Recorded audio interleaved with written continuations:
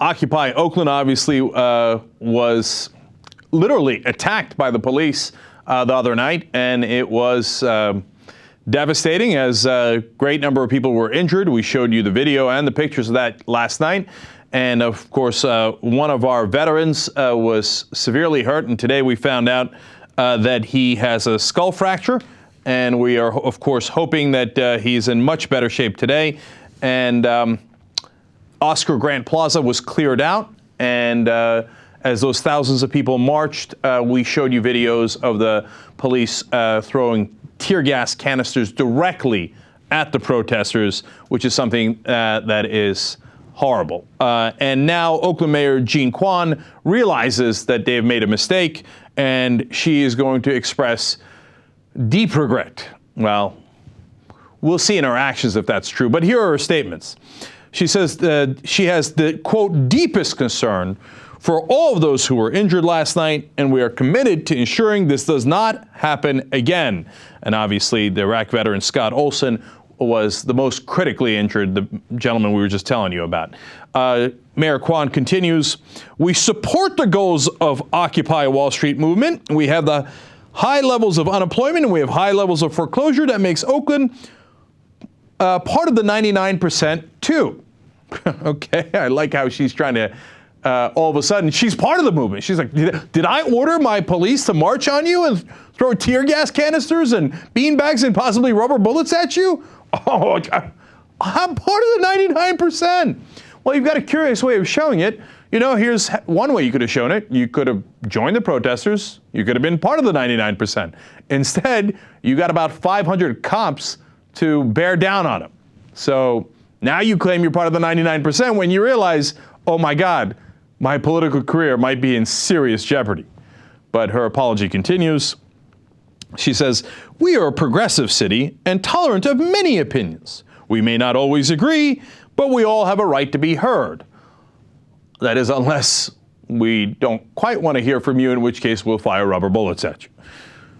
Okay, now she has one last part here. She says, 99%, here we go again with the trying to join the movement. 99% of our officers stayed professional during difficult and dangerous circumstances, as did some of the demonstrators who dissuaded other protesters from vandalizing downtown and for helping to keep the demonstrators peaceful.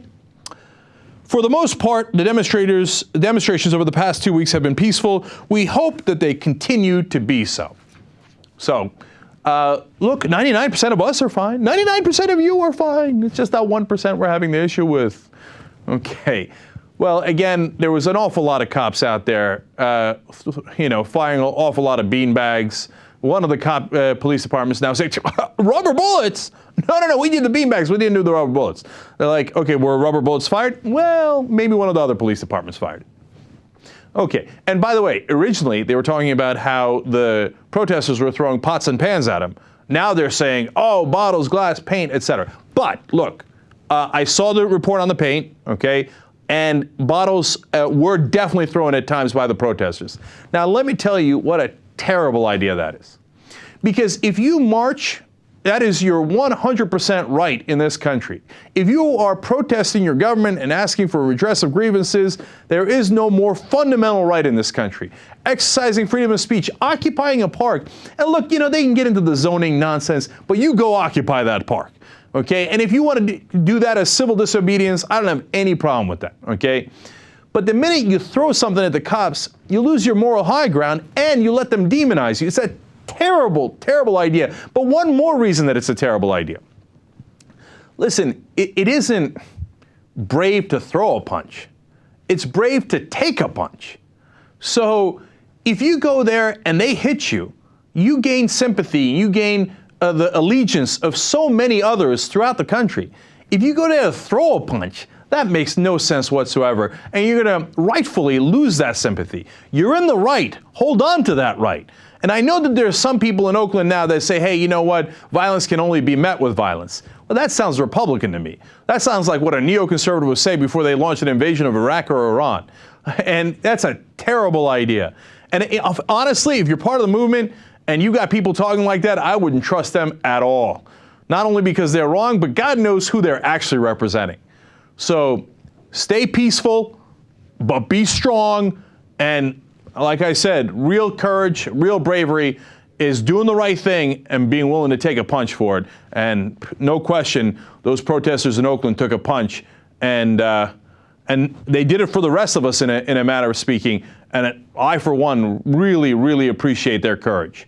By the way, I will be going to Occupy Oakland on November 2nd when a general strike has been called. A general strike has been called for November 2nd, and the Young Turks will be there.